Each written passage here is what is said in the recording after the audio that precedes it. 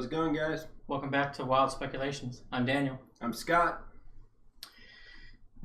This week, we try a new mic setup. Hopefully it's working. With no technical difficulties, or no more than we've had already today. Yeah. I did say hey to you guys in the chat. I don't know how many of you are in there. Oh, yeah. Yeah. Restart. Okay.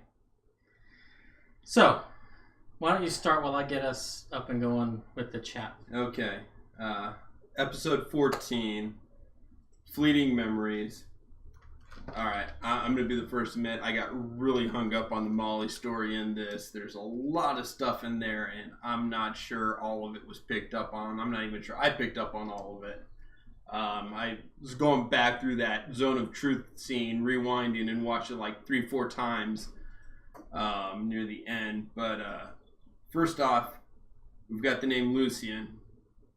We've got the name Nonagon, which is actually, I believe, a title because he said the Nonagon multiple times. Made it a point to emphasize the in a couple of cases.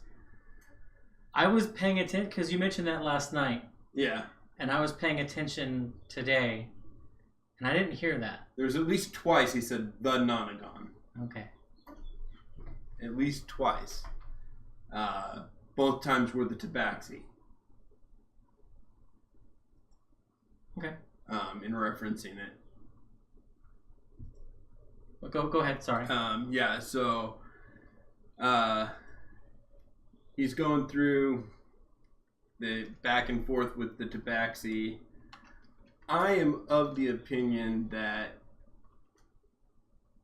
Taliesin was being evasive, truthful but misleading through that whole Zone of Truth scene.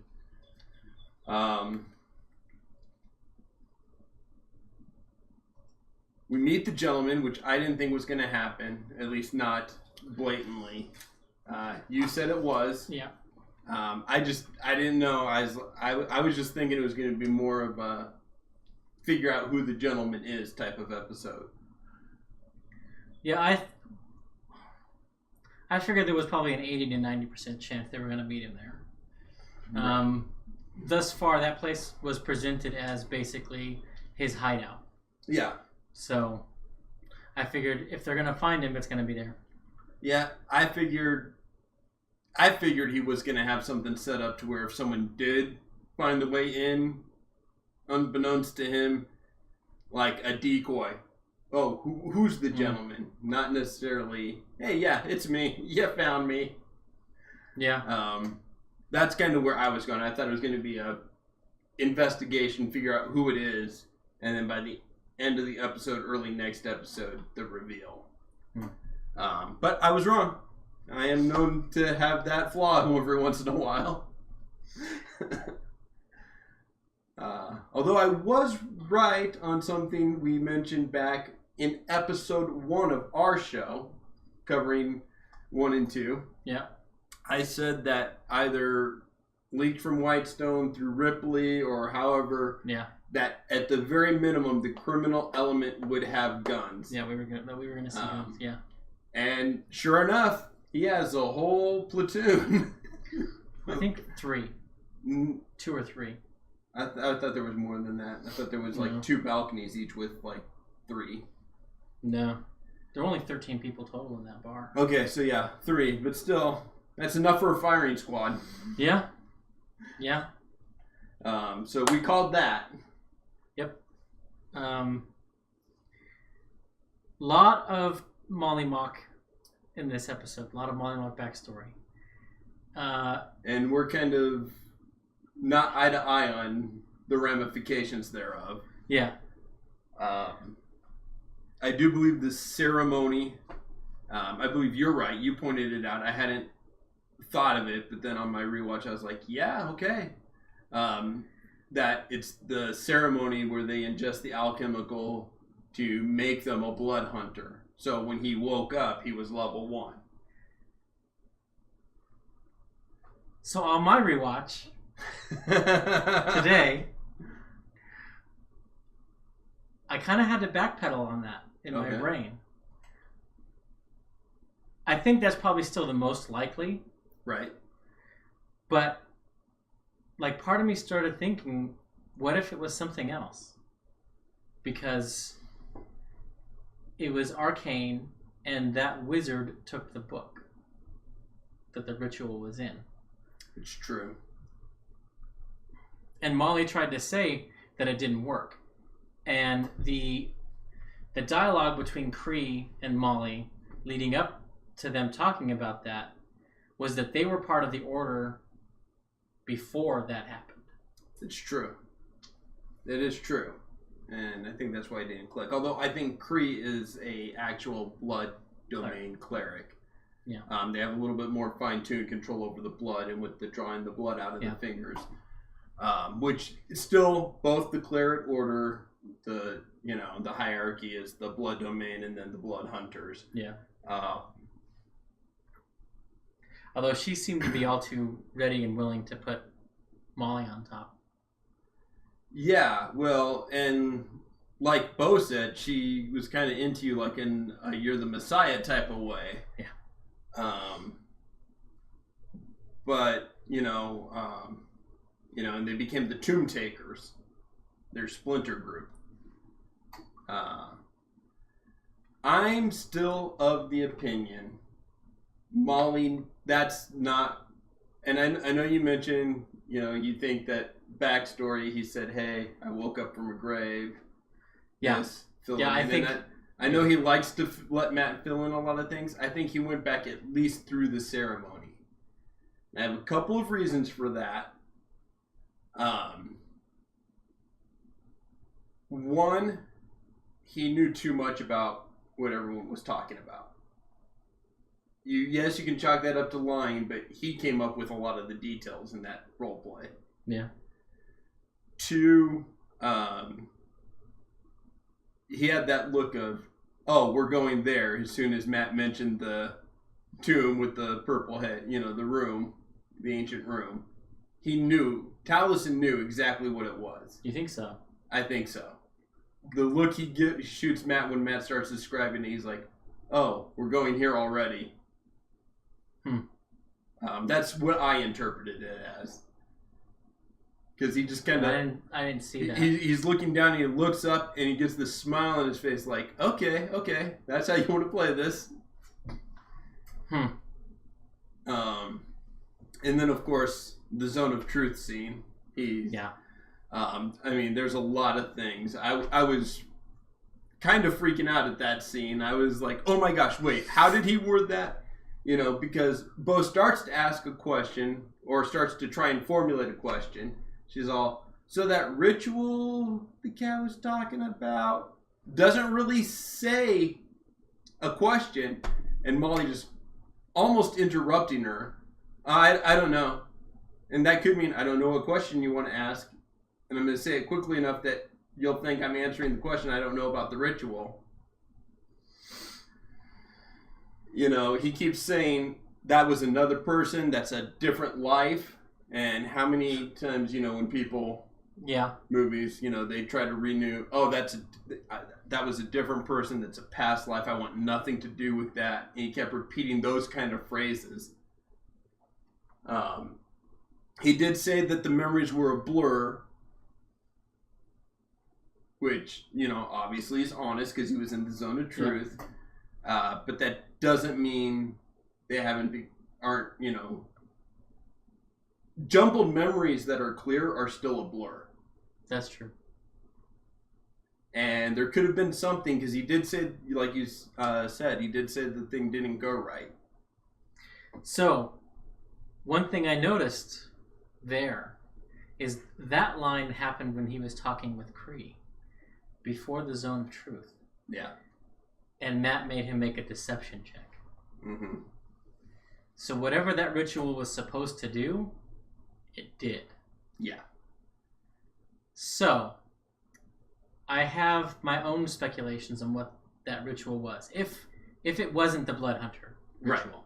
Right. I think Molly is possessing that body. Okay. Interesting.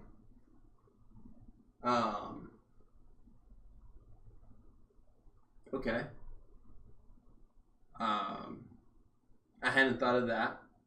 I think he was summoned.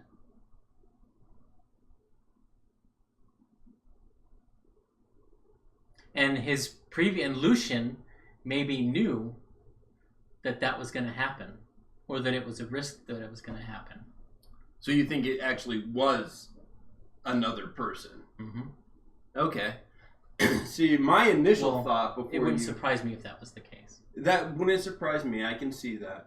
My initial reaction to it was that he was in over his head, and he went ahead and found a way out, faked his death. And I know you made the comment about, well, if she's really a blood domain cleric, she would have known. Yeah. But there are alchemical ways, and I'm pretty familiar with vials. Right, but in the Blood Hunter lore, it does say that it talks about the people having been totally appeared dead for, a day or two before they come back, before it takes. So it is possible. So we know that Molly and Yasha are connected. Yes. And here's another reason why I think that he knows more than he's letting on. He turns to her when she shows up, says, "It's Lucian from 2 years ago." That was just him trying to catch her up and not... Yes and no, because she recognized the name. She's like, okay, yeah. Okay, well then that would lead me to my next connection. I think she chose Path of the Zealot. Mm-hmm. And had always thought to go that way because of the backstory that her and Taliesin have set up. That wouldn't surprise me. And if I'm right, and that ritual summoned Molly to this body, okay, then perhaps Molly is someone that Yasha fought with before. Okay. See, my thought was that maybe because he joins the circus in a matter of days. Yeah. My thought was he had met Yasha and for whatever reason set it up to get into the circus after this thing went down where he I faked my death, now I need to go into hiding. I'm going to go join this traveling circus. Met Yasha. The hole in the theory is that it was 6 months between him joining and her showing up. It's true.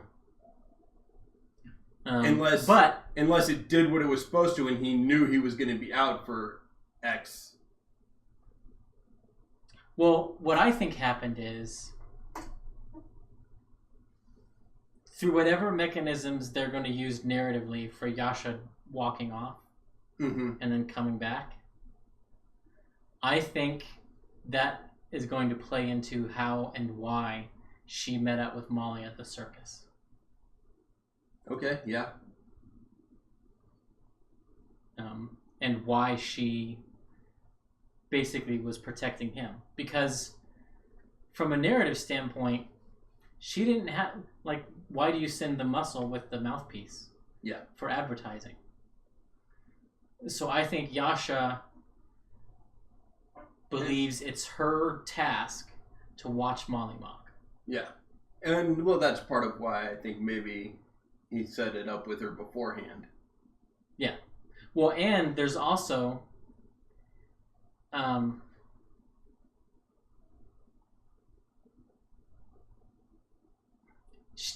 very quickly, she brushed over the fact that her sword... Her great sword mm-hmm. is a moonblade. Yes. In and out, gone. No one paid any attention to it. Yeah. And later, Taliesin asks Ford if he knows who the Moon Maiden is. He's like, no. And Caleb made the check, and he got high enough that Matt's like, it's an elven goddess. Right. So I was like, huh. So now, I think that's part of it. And she says that this greatsword has sentimental value to her. Okay. So I don't know. Part of my, like, where my brain's going falls apart because neither one of them that we've seen are adherents to this elven goddess. Right. So, I don't know.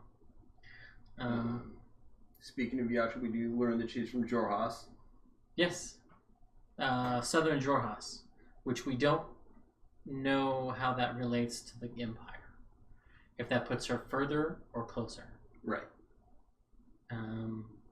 Or at least I can't think of that we've gotten that kind of geography. Yeah, I'm not sure. Because I think Jorhas is like over here, and I think the Empire is kind of like east and south of it, though. Yeah, and then the coast where the Briarwoods are from is on the other side. Right. Which is where Jester and Ford are from. Exactly. So yeah, that may be interesting.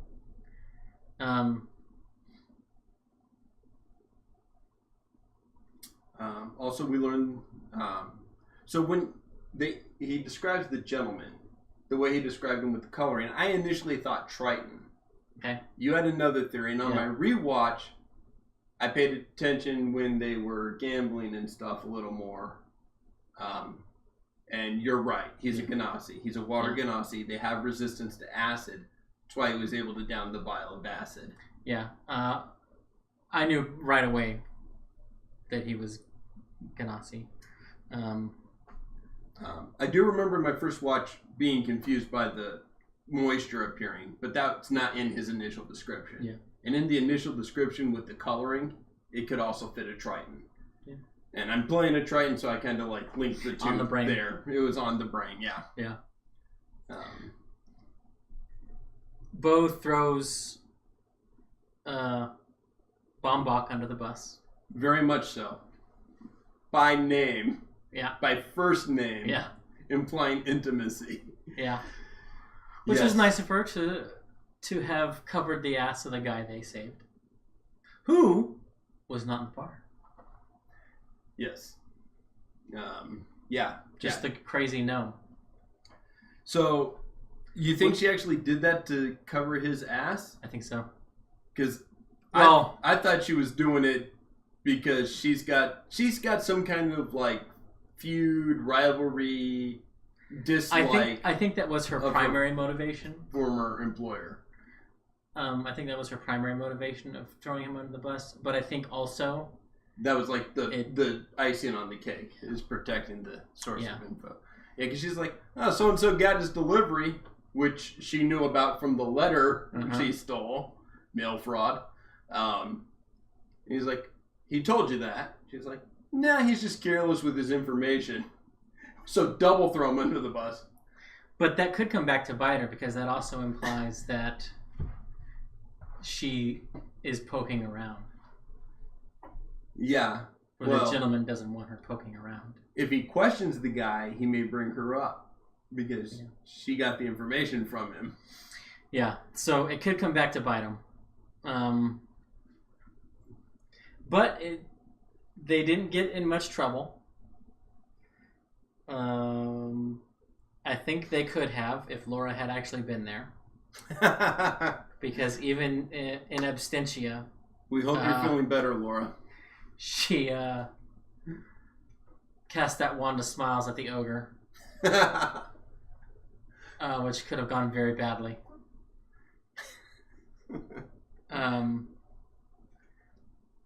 But Liam again, I think proves that he is the best Laura imitator. Yeah. Because last campaign, when he had to Jaeger Vex, Yeah. he always did the best. So.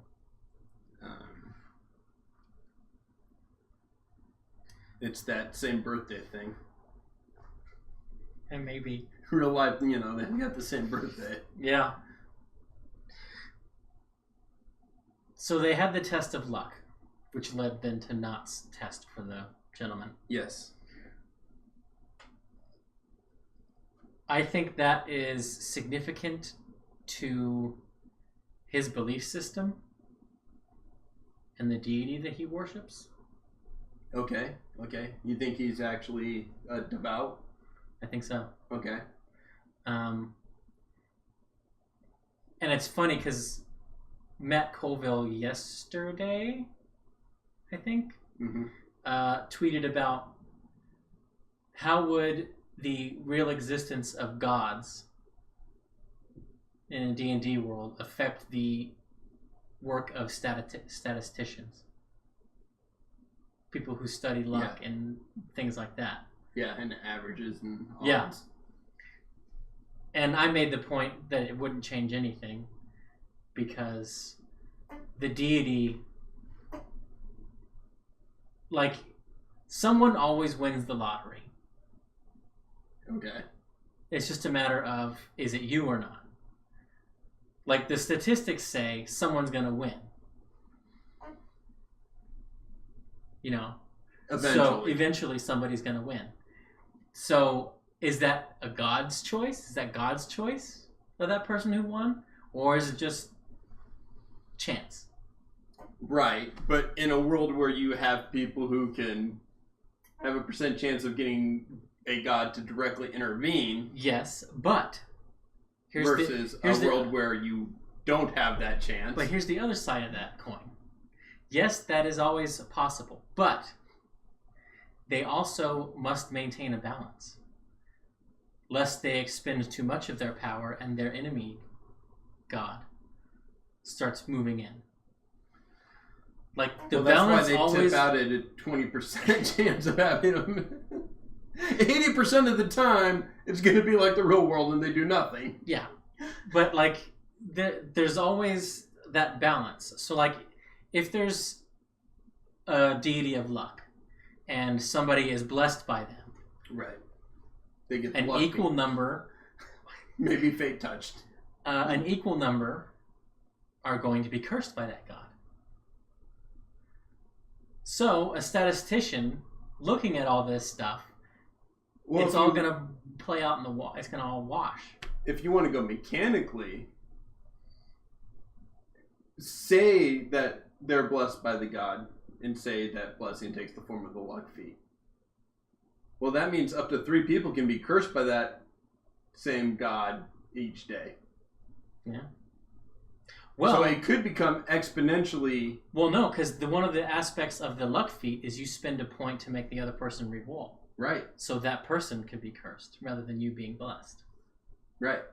By that same feat. Or I bless myself and re-roll and now I hit you where I would have missed you. Yeah. That's equally cursing you as it is blessing me. That's true. So again, you have that balance, the karmic balance. Right. But if I'm doing that to 3 different people in a day, then 3 people were cursed and I was blessed 3 times. Yeah. But so exponentially more people will be cursed than blessed. Well, I mean, curse may not be as great. Life is suffering. Anyone who tells you different is selling something. Touché. So, yeah, that's what my brain was going through when when that scene, when I was rewatching it anyway. Initially, it's just sort of washed over me, and it was sort of, oh, he's a gambler, okay. Initially, my reaction was, Travis does not have a poker face. Yeah. Yeah, he really doesn't. Travis, let's play some Texas Hold'em. That second roll especially, he's like, Yeah. Oh, like, the third one too.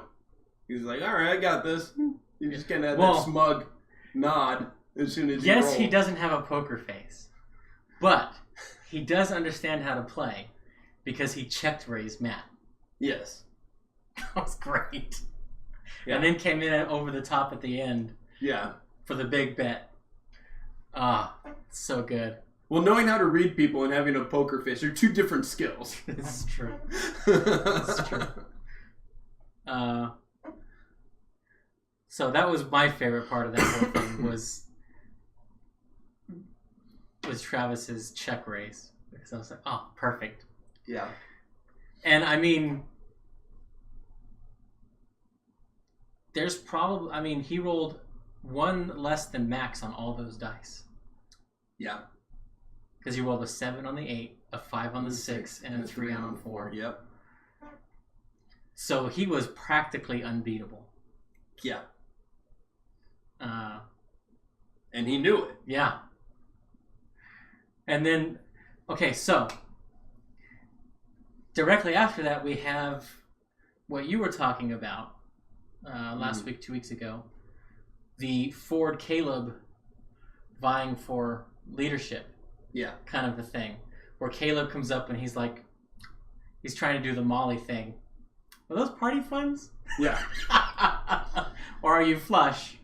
Are you a wealthy son of a bitch, or was that my money you spent too? I mean, I'd be okay if it was, but I want to know. Yeah. Yeah.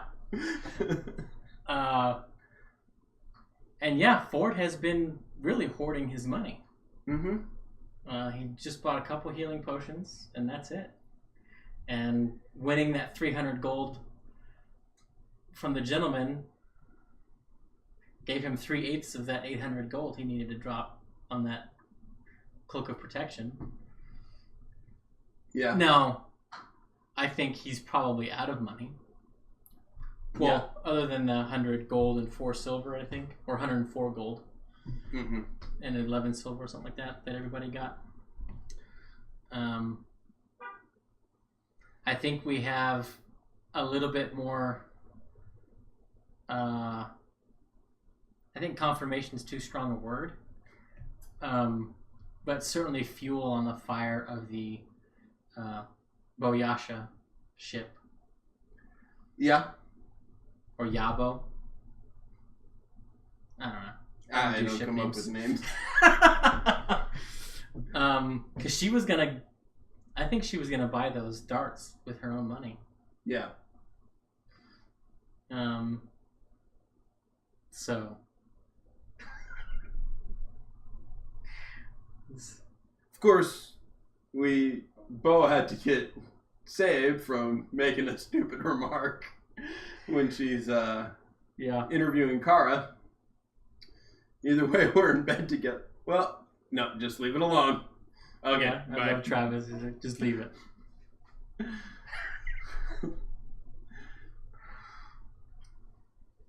So now, Sam's reaction to his test was hilarious. But I wonder why he chose to do that. Other than it's probably not highest skill, and he wanted to try and get one over on the gentleman.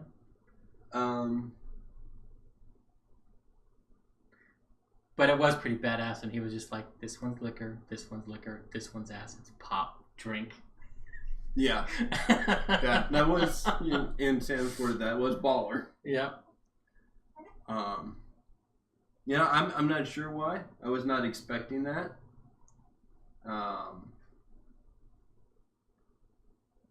Only reason, and I'm not Sam, he obviously is a way bigger gamester than I am, as far as the long con and subtle reasons. I mean, I do pretty well, I think, in random stuff that pays off in the end. But the only thing I can think of is if he thought, is this guy a Ganassi I'm going to see? He drinks the acid. Like, as a player, I would do that. I don't think Sam would do that as a player, because he's, I don't think he knows what a Ganassi is. Like, I still He's got D&D Beyond. Still. I don't think Sam knows what a Ganassi is. I don't think they've ever met one. Hadn't they? I thought they met, not a water Ganassi, but I thought they had met some Ganassi. Maybe a fire Ganassi at the city of Brass. Maybe. Maybe, yeah.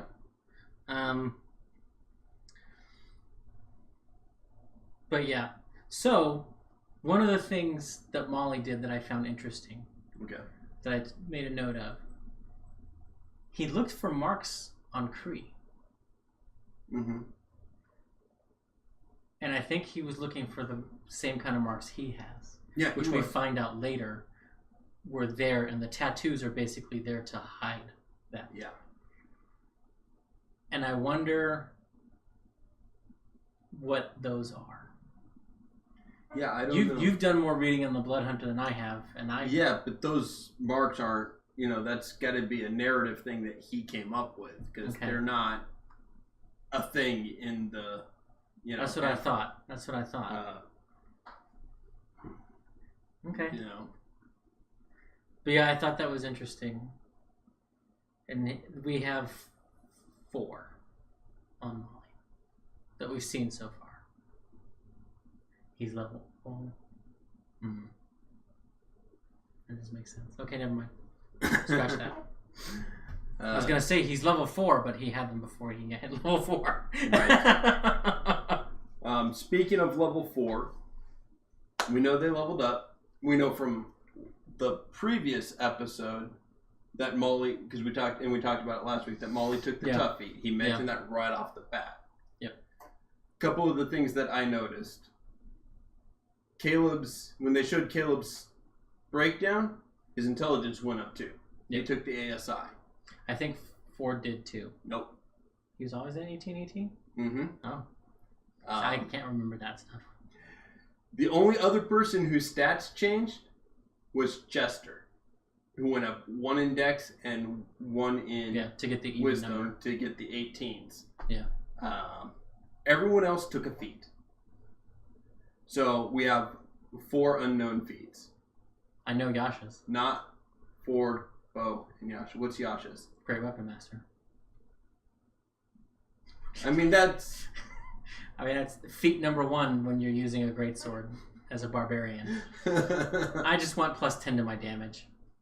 Because I'll just reckless attack. And she does like the big damage, the heavy hits. Yeah. Well, and Grog had it.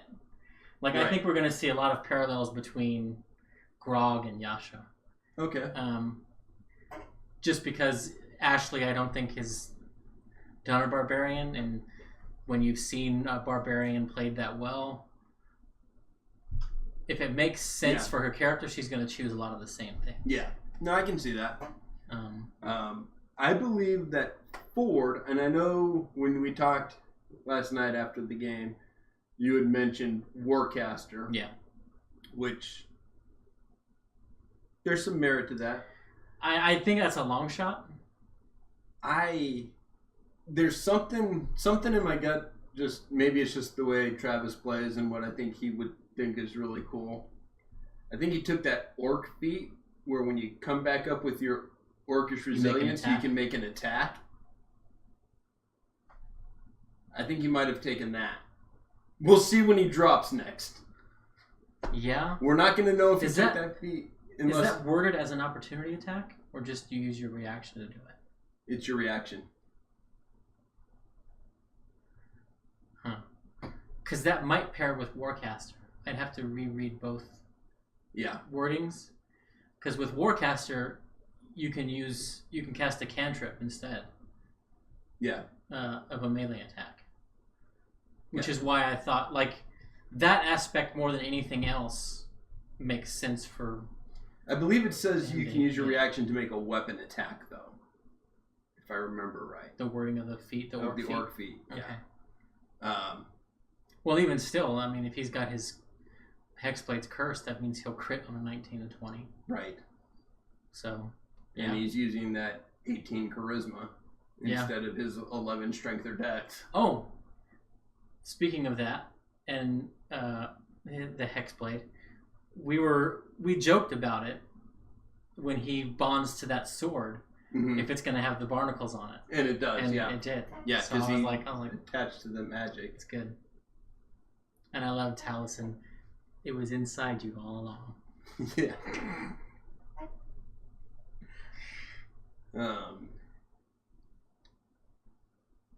So Bo was doing the right interrogations. Because she asked Cassandra? The woman. Kara. Cassandra's from Whitestone. That's right. She asked, did you guys do it to start a war? Yeah. And I want to know what that whisper was. So do I. Because that whisper is why she asked that question. Yeah. So, yeah, I think the gentleman did have something to do with getting those drow inside the city. The other thing that piqued my interest is twice when they were interrogating Molly, Bo asked about him using his fortune telling to send people on the wrong path. Now, Taliesin asked her, he's like, did that happen to you? And she said no. But very specifically, Bo was not affected by the Zone of Truth. Yes. And, okay, and very specifically, if you want to go on that, when she's talking about it, how do you know? He doesn't say, I know, I don't know. He says, I left every town better than I, which is a subjective thing. That is, especially in light of what he was telling not to do and how to pick her targets. Yeah. Exactly. Yeah. So, yeah. Yeah, her and Ford were the two that could lie. Yep. So when I was watching the episode, and Matt is describing the cavern that they are going to be going into based upon the interrogation that they were doing, I was like, oh, will-o-wisps, cool. Mm-hmm. And I was like, we're probably not going to get there, so I will be able to show off on the show that I was able to identify that they were will-o-wisps. And 10-15 minutes later, Molly, they figured it out. I'm like, oh, damn it. Yeah, I thought Willow-wisp right away too. Yeah.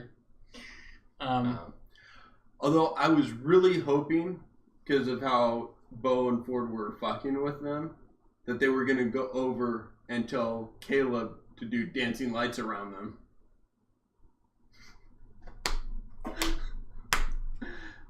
Because that's what I would have done. Oh my gosh. No, okay. Here's the prank. Not sneaks around. Caleb casts dancing lights. Makes one of them pass through one of the guys as Not casts shocking grass.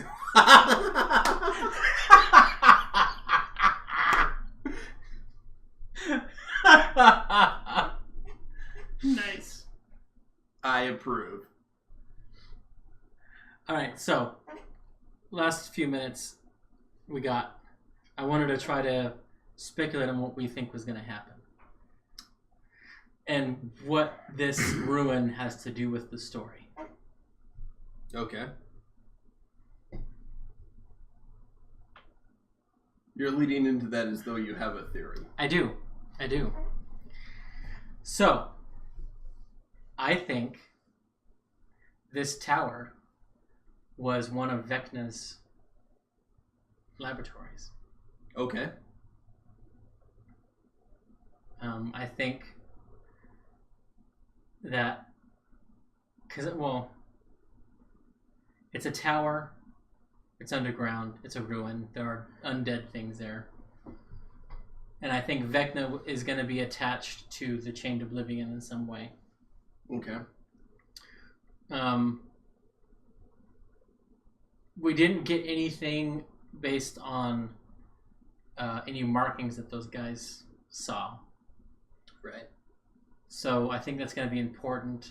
And without that, we can't speculate further, really, I don't think. Mm-hmm. But one of the things that I've found interesting this campaign versus last campaign is last campaign, Matt did one at a time. Yeah. The players' backstory stories. Yeah. They were specific arcs. Yes. This one, I think he's weaving them together. Yeah. I think this first arc is going to be Molly heavy, Bo heavy, and Caleb heavy. Yeah. Which is the three that we said would probably be the first ones way back in episode 1 or 2. Yeah. Yeah. I totally agree, and I think that goes back to when we were talking about, I think, episode 3, maybe 4, about the DM style difference. And I said, well, last campaign, most of them were new to the game. Yeah. And he was like, this is how to play. Yeah. And they did well. You know, especially like Sam, who had never played before. Yeah. And now he's like, okay, motherfuckers, now this is how you DM. And going one at a time versus weaving them together is very much that. This is how you play. This is step by step. Okay, now let's mix the tapestry. That's true. And will also help them, from a narrative standpoint, become more of a team. Yeah. Because right now they're sort of in it for their own selfish reasons in game, and also because, you know, they're all friends and players. So there's a certain amount of, we got to do this because that's what we're doing. Right. Well, and I know we didn't see the beginning of the first campaign because it was off stream, but I at least get the sense that while they started out, you know, taking a job for money, and that's how they kind of came together, that the characters bonded a lot quicker than they are now.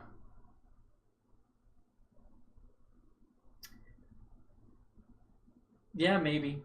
I mean, I can't say for sure. I wasn't there for the home games, but... And see, I felt... So, Caleb and Molly, Liam and Taliesin, both made similar comments, I think it was last week and the week before. Caleb says to Not, I like these people. Yeah. And that kind of, I was like, why? I mean, Ford, he sort of had the bromance going that kind of soured. The arcane.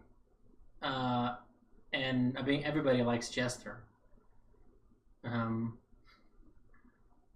it's just like, like Ford just held a sword to your throat, and Bo threatens to kick the shit out of you on the regular. You don't really trust Molly. And he's been confrontational. And he'd throw you against the wall. Okay, you like these people. I think that was a little bit of Liam. Yeah. Floating in there.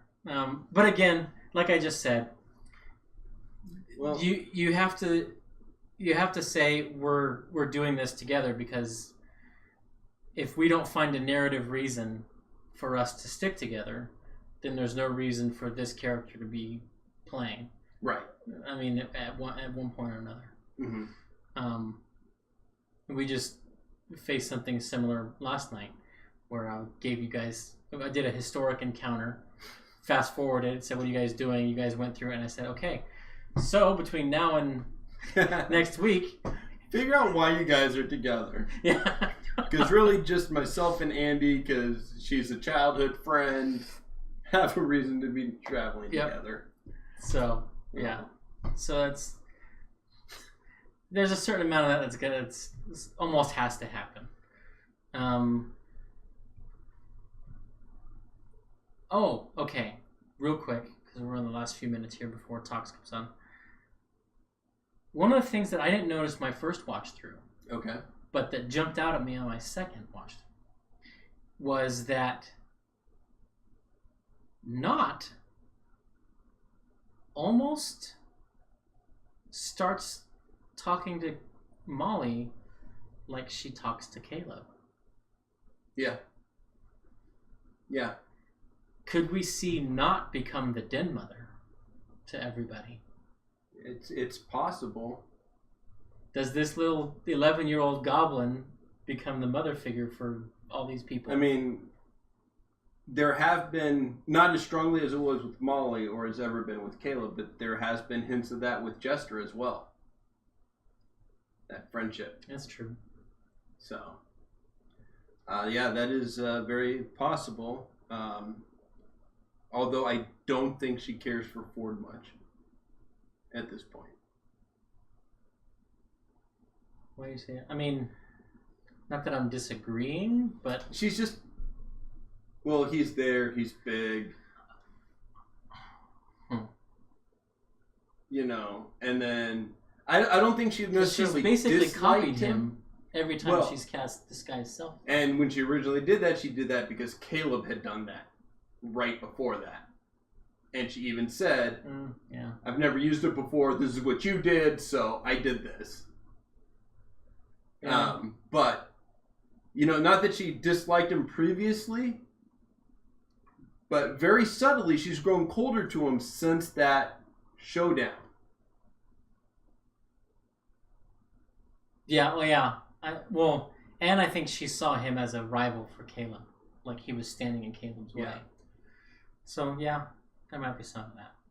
But we're in the last few seconds before Talks comes on. And even though we were late, and we could probably talk more, and I'm going to end the stream, and I'm going to go, because I did that last week.